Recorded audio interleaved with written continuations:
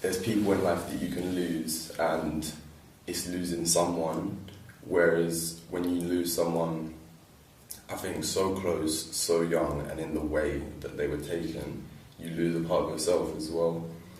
You go through the period of blaming yourself. Everyone tells you not to blame yourself, but there's always guilt. If it's minuscule or big, there's always guilt. You feel like you could have done something.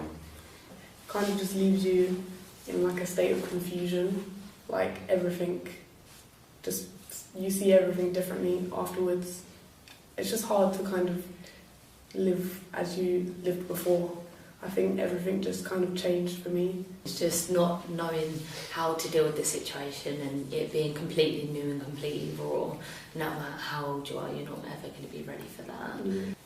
Things have changed but not changed sometimes. There's some points where you think like there's so much change and then some things haven't changed, and it's difficult to deal with sometimes, like especially change as well. When something was so big in all of our lives, it's like that traumatic change has had a massive effect. It's just, it affects different people in different ways, and it's hard to say how it would affect different people, because obviously everyone's going to react differently, so yeah.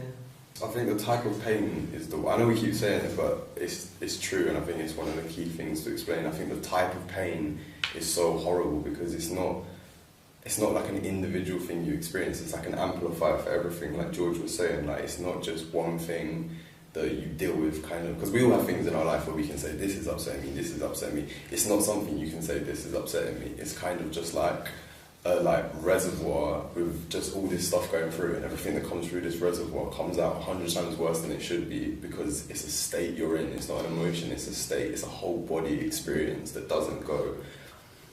Since everything, I've just begun to think the world is like more just cruel. Obviously, like I was aware of that, like everything that goes on in this world before, but I don't know, I feel like it just has kind of given me this new view. Like, I'm just fed up. I'm just fed up, really. Because everyone here, I feel, has their own like surviving techniques. Like, I think I don't even know, like when it first happened, I don't even know like what mine was.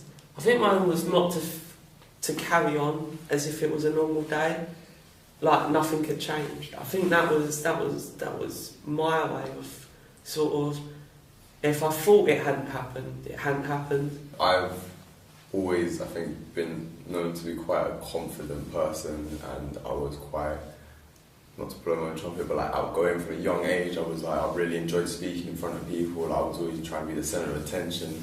But it like, and as soon as it happened, like it just changed me. Like, I couldn't recognise myself. You just have to let it out a bit in like a natural way. So a lot of people cry, which lets it out. Some people, I don't know, like get angry, and if they need to, like angry in the sense of like putting it into constructiveness. So like, I don't know, playing sports, kickboxing, something like that, I don't know. Like that would be a way of releasing it from your body. Like, you need to physically let it out of your body. That's the only way to let it out. Like, talking only gets you so far, but it's like the physical act of crying. It's about letting it out in one way or another, and that doesn't have to be vocal. You can't always see when someone's hurting or if someone's in that place, and I think they just need to start to be more aware that people might be upset or people might be hurting in a certain way, and they may not want to speak about it, but just to kind of like be there for people. And I don't know, I think especially with boys as well, like they may not realise that some of their friends might feel a certain way, so I think people just need to come to terms with it and be aware that maybe someone really close to them could be going through something that they don't know about.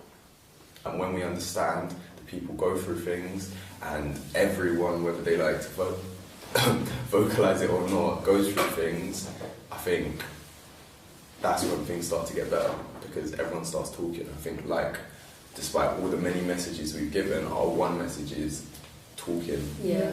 Is the most important thing. And sometimes when you're in that initial state, you don't actually realise that you may need help. That was That's it. what you were going to say as well. Yeah. You don't realise, and you kind of, sometimes you need someone to offer it to you for you to realise, oh yeah, actually that is a good idea, maybe I should go speak to someone. Yeah.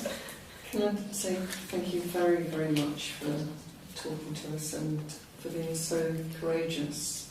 I think it's going to help a lot of people. It's certainly helped us. I think, Hopefully, to have more understanding. even doing this ourselves, we're speaking about it. So Yeah. it's helping. And if we can help others, then we can